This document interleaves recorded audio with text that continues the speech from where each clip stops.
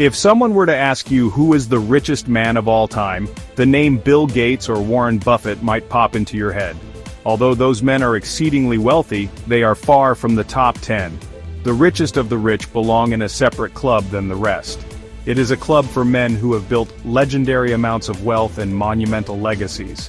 From the industrial titans of America's Gilded Age to the emperors of vast empires, these men have left an indelible mark on history. Their stories are tales of ambition, innovation, and sometimes ruthless pragmatism. Join me now as we journey through time to uncover the lives and fortunes of the top 10 wealthiest men in human history.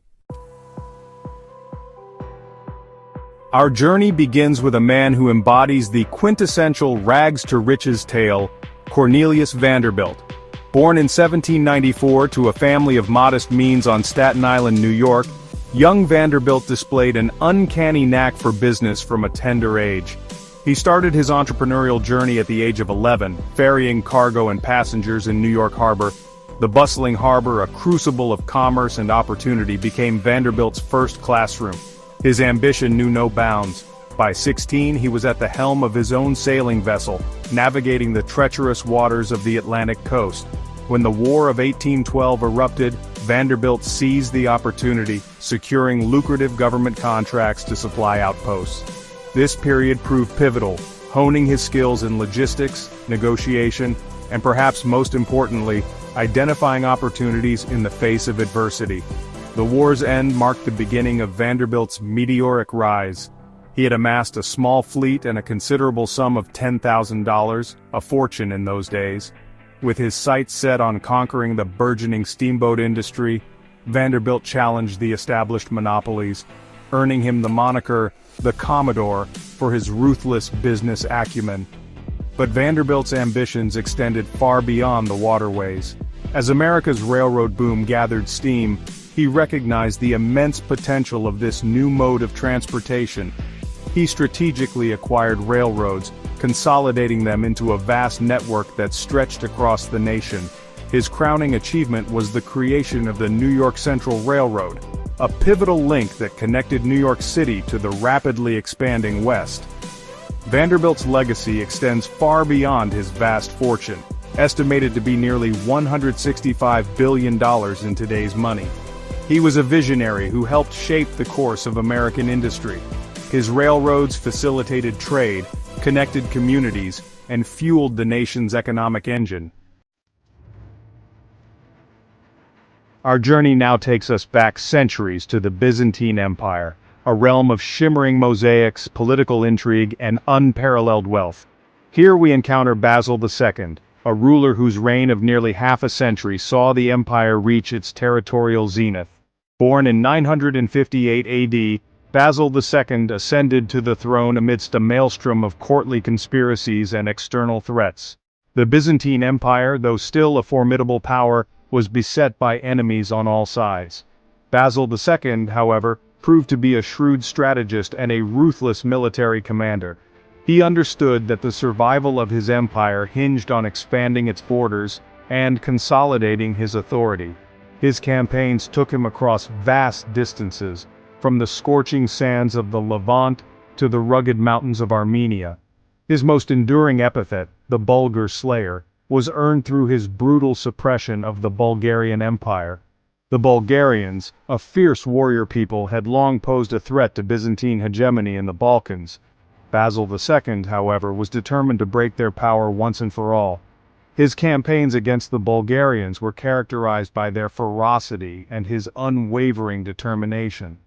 Legend has it that after a particularly decisive victory, Basil II had 15,000 Bulgarian prisoners blinded, leaving only one man in every 100 with a single eye to lead his comrades home. This act of cruelty, while abhorrent by modern standards, sent a chilling message across the empire and beyond: defy Basil II at your peril. His reign was not solely defined by warfare. He was a shrewd administrator who reformed the empire's tax system and strengthened its bureaucracy. His military conquest brought vast riches into the imperial coffers, making him one of the wealthiest individuals in human history. with a fortune estimated to be over $168 billion in today's money. Yet Basil II's reign serves as a reminder that even the most powerful empires are not immune to the passage of time. He died childless, and his successors proved unable to maintain his grip on power. Within half a century of his death, the Byzantine Empire, once a beacon of civilization, had been severely weakened, paving the way for its eventual decline. Our exploration of wealth now takes us to the heart of the Roman Republic, a society on the cusp of transformation. It is here we encounter Marcus Licinius Crassus, a man whose name has become synonymous with both immense wealth and insatiable ambition. Born into an aristocratic Roman family in 115 BC, Crassus inherited a considerable fortune, but yearned for more power, prestige, and above all, military glory. He rose to prominence during the tumultuous latter days of the Roman Republic, a period marked by civil strife and social upheaval. Crassus shrewdly used his wealth to cultivate political alliances and amass a private army. His opportunity came during the Third Servile War, a slave revolt led by the gladiator Spartacus. The revolt, which had initially been dismissed as a minor nuisance, had spiraled into a major threat to Roman authority. Crassus, recognizing the opportunity to bolster his political standing, offered to raise an army at his own expense to crush the rebellion. His legions, though initially defeated by Spartacus's cunning tactics, ultimately prevailed, crushing the slave army and capturing Spartacus. Crassus, determined to make an example of the rebels, ordered the crucifixion of 6,000 survivors along the Appian Way, a stark reminder of the brutal realities of Roman power. His victory over Spartacus catapulted Crassus to the pinnacle of Roman politics. He formed the first triumvirate with Julius Caesar and Pompey the Great, a strategic alliance that would shape the destiny of Rome for years to come. Crassus's immense wealth, estimated to be around $170 billion in today's money, played a pivotal role in maintaining this alliance. He used his fortune to fund Caesar's campaigns in Gaul and to secure the loyalty of Roman senators. However, Crassus's ambition ultimately proved to be his undoing. Driven by a desire to equal the military achievements of his fellow triumvirs, he launched a disastrous campaign against the Parthian Empire in the east. The campaign ended in utter defeat at the Battle of Carrhae, where Crassus was killed and his legions were routed. Chapter 4. Henry Ford, the assembly line innovator. Our journey through time now brings us to the dawn of the 20th century, an era defined by rapid technological advancements and the rise of mass production. It is here we encounter Henry Ford, a man whose name has become synonymous with the automobile and the revolutionary manufacturing techniques that brought it within reach of the common man. Born on a farm in Michigan in 1863, Ford displayed a fascination with machinery from a young age. He was just 13 when he received his first pocket watch, a gift that sparked his lifelong passion for mechanics. Ford was not content to merely observe. He disassembled and reassembled the watch, eager to understand its intricate workings. This insatiable curiosity would become the driving force behind his later innovations. Ford's early career was marked by a series of engineering jobs that honed his skills and provided him with invaluable experience. His big break came in 1891 when he was hired by the Edison Illuminating Company. Working alongside Thomas Edison himself, Ford quickly rose through the ranks, becoming chief engineer within just 2 years. However, Ford harbored a vision that extended far beyond the realm of electricity. He had become captivated by the horseless carriage, a nascent invention that promised to revolutionize transportation. In 1896, he completed his first automobile, a rudimentary vehicle he dubbed the quadricycle. This marked the beginning of Ford's lifelong pursuit of creating a reliable and affordable automobile for the masses. After several years of experimentation and refinement, Ford established the Ford Motor Company in 1903. His breakthrough came in 1908 with the introduction of the Model T. The Model T was more than just a car, it was a symbol of Ford's revolutionary approach to manufacturing. He introduced the moving assembly line, a system that dramatically increased production efficiency and reduced costs. The assembly line, though initially met with skepticism, proved to be a stroke of genius. It allowed Ford to produce cars at an unprecedented scale and at a price point that made them accessible to a wider market. The Model T became an instant success, transforming the automobile from a luxury item into a commonplace necessity. Ford's legacy extends far beyond his vast fortune, estimated to be around $186 billion in today's money. He was a visionary entrepreneur who not only revolutionized the automobile industry but also transformed the very fabric of American society. His mass production techniques paved the way for the consumer culture of the 20th century. Chapter 5: Andrew W. Mellon, the banker and art patron. Our journey now takes us to the heart of America's Gilded Age, a period of unprecedented economic growth and social transformation. It is here we encounter Andrew W. Mellon, a towering figure in American finance, industry, and philanthropy. Born into a wealthy Pittsburgh family in 1855, Mellon inherited not only a substantial fortune but also a keen business acumen that he would parlay into a financial empire. He began his career at his father's bank, T. Mellon & Sons, quickly rising through the ranks to become its president. Under his leadership, the bank flourished, expanding its operations and investing in a diverse portfolio of industries, including oil, aluminum, and steel. Mellon's business interests extended far beyond banking. He was instrumental in the formation of the Aluminum Company of America, also known as Alcoa, which would become a global giant in the aluminum industry.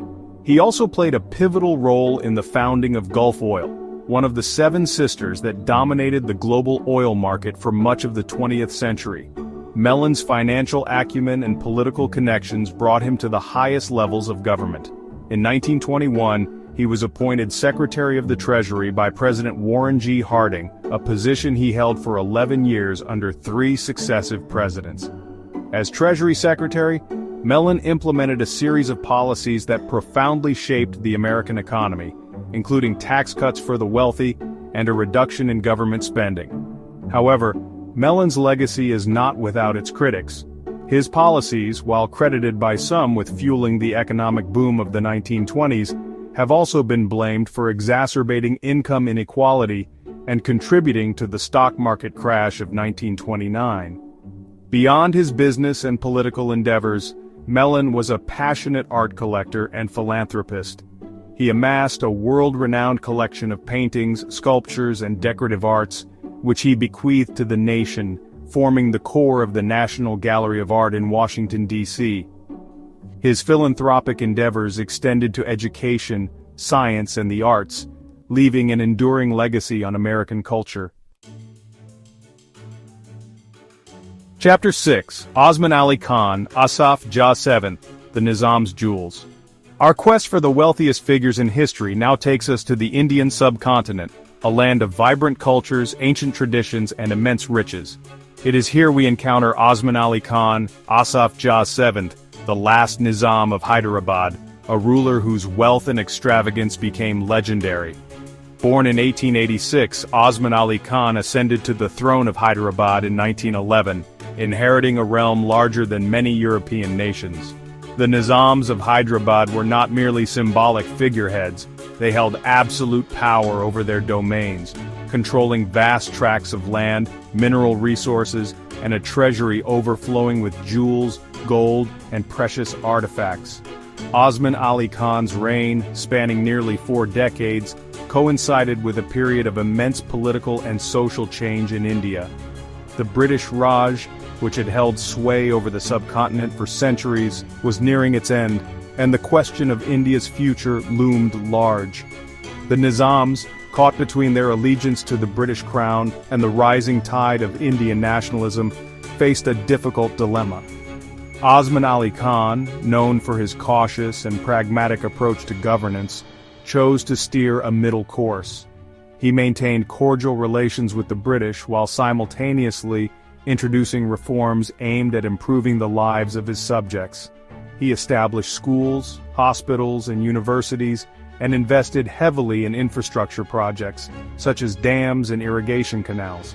However, it was his personal wealth that truly captured the world's imagination. Osman Ali Khan's fortune, estimated to be worth around $230 billion in today's money, was legendary. He owned thousands of square miles of land, mines that produced some of the world's finest diamonds, and a treasury that housed the famed Jacob diamond, one of the largest and most valuable diamonds ever unearthed.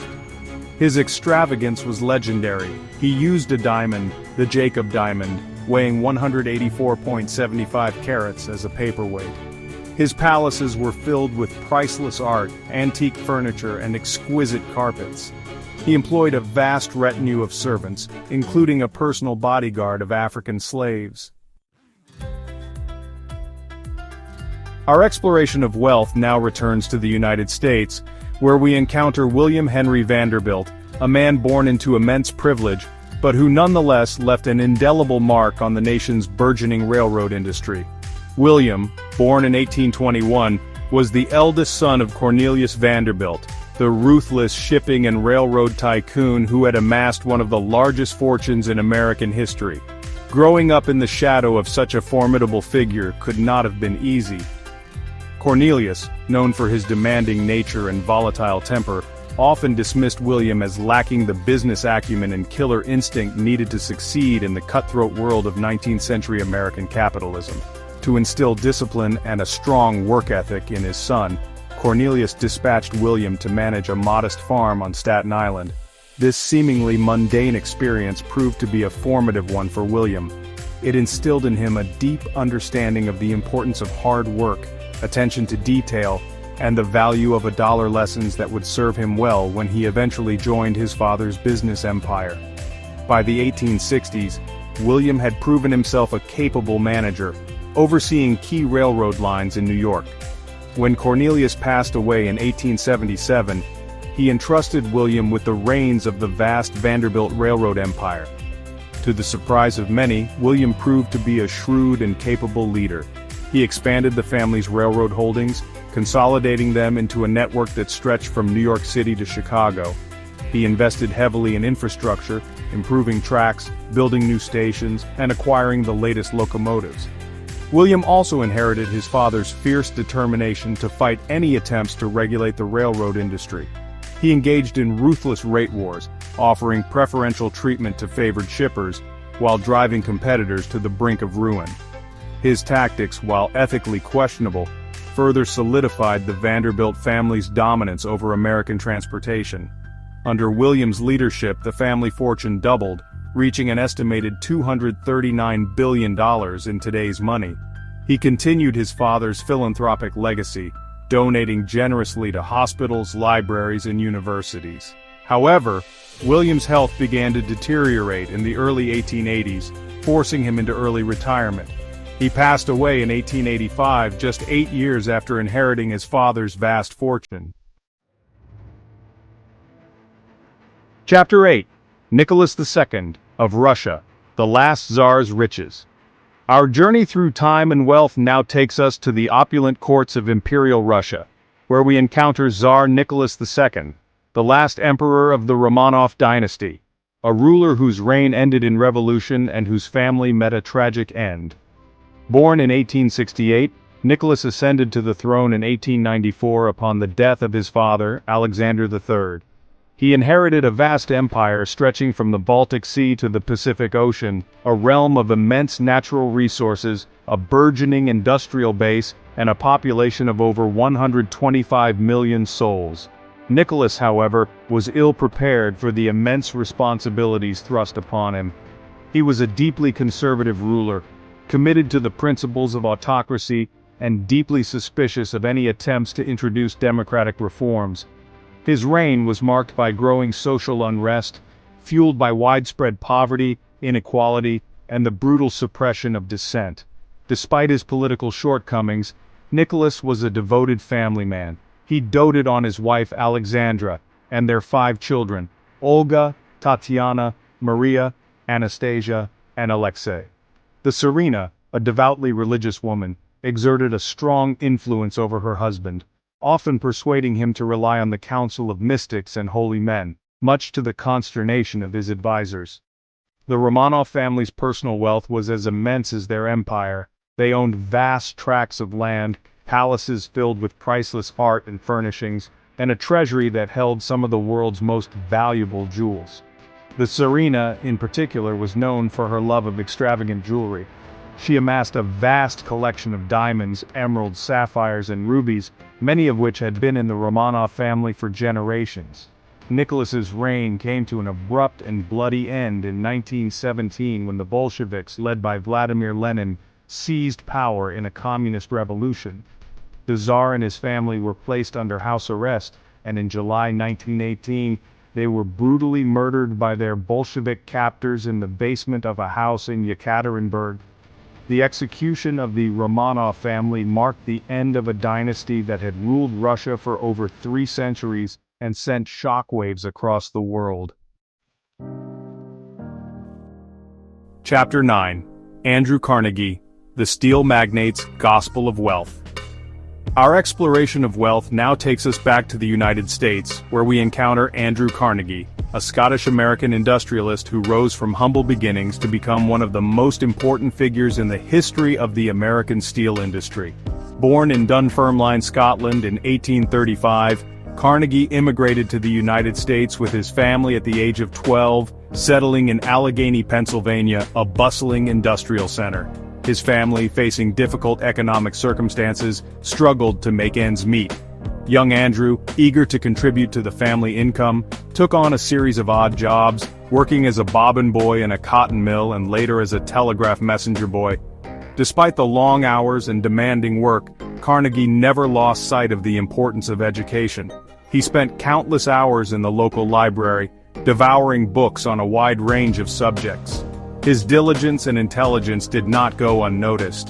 In 1853, he was hired as a secretary and telegraph operator by Thomas A. Scott, a superintendent of the Pennsylvania Railroad. Carnegie's rise through the ranks of the railroad was meteoric. He quickly mastered the intricacies of the business, impressing his superiors with his work ethic, attention to detail, and ability to identify profitable opportunities. By the early 1870s, Carnegie had amassed a considerable fortune through shrewd investments in railroads, bridges, and oil. However, he recognized that the true potential for wealth lay in the burgeoning steel industry. In 1875, he founded Carnegie Steel Company, which would become one of the largest and most profitable corporations in the world. Carnegie's success was due in part to his embrace of new technologies, such as the Bessemer process, which allowed for the mass production of high-quality steel at a lower cost. He also implemented innovative management practices, such as vertical integration, which gave him control over every aspect of the steel production process, from mining the raw materials to delivering the finished product. Carnegie's immense wealth, estimated to be around $310 billion in today's money, brought with it a sense of social responsibility. He was a firm believer in the gospel of wealth, the idea that the wealthy had a moral obligation to use their fortunes for the betterment of society.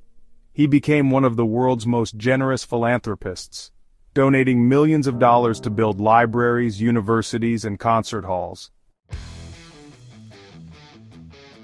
Chapter 10. John D. Rockefeller, the Oil Empire and its Legacy. Our final destination in this exploration of wealth brings us to the oil fields of 19th century America, where we encounter John D. Rockefeller, the founder of Standard Oil, a man whose name became synonymous with both immense wealth and the ruthless business practices that built it. Born in Richford, New York in 1839, Rockefeller displayed a keen business acumen from a young age. He started his first business at the age of 16, keeping the books for a small produce firm. His meticulous attention to detail and innate understanding of finance quickly impressed his employers. By his early 20s, Rockefeller had saved enough money to launch his own business, a partnership in a commissioned merchant firm. The discovery of oil in Pennsylvania in 1859 would prove to be a turning point in Rockefeller's life. Recognizing the immense potential of this new industry, he shifted his focus to oil refining. In 1870, he founded Standard Oil, a company that would revolutionize the oil industry and transform the American economy. Rockefeller was a ruthless businessman driven by an insatiable ambition to succeed. He understood that controlling the transportation and refining of oil was key to dominating the market. He employed a variety of tactics, some considered unethical even by the standards of the day, to eliminate his competitors. He negotiated secret rebates with railroads, giving him a significant cost advantage over his rivals. He engaged in price wars, driving smaller companies out of business, and he used his growing influence to pressure banks to deny loans to his competitors. By the 1880s, Standard Oil had achieved a near monopoly over the American oil industry, controlling over 90% of oil refining capacity. Rockefeller's business practices, while undeniably successful, drew the ire of the public and the government. In 1911, the Supreme Court ruled that Standard Oil was an illegal monopoly and ordered it broken up into 34 separate companies. Despite the breakup of his company, Rockefeller's personal fortune continued to grow. By the time of his death in 1937, he was worth an estimated $340 billion in today's money, making him the wealthiest individual in modern history. And there you have it, the top 10 richest men in human history. These men not only amassed incredible fortunes, but also left behind legacies that continue to influence the world today. From shaping industries to influencing governments, their impact is undeniable. Their stories are a testament to the power of ambition, innovation, and sometimes ruthless pragmatism. Who will join this list in the future? As technology advances and new industries emerge, the race to the top continues. Will it be a tech mogul who revolutionizes the way we live, an entrepreneur who unlocks the secrets of renewable energy, or someone yet unknown with a vision that will reshape the world? One thing is certain, the pursuit of wealth and the desire to leave a lasting legacy will continue to drive humanity forward.